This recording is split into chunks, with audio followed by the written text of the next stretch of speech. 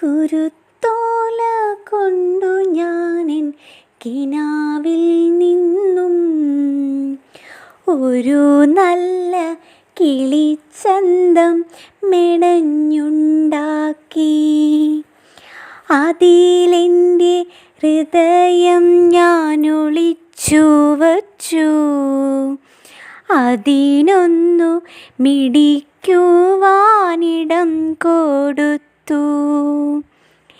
ഇളം ചുണ്ടുകൾക്ക് സ്വയം മറന്നു പാടാൻ മുളം തണ്ടിൽ മധുവൂറും സ്വരം കൊടുത്തു.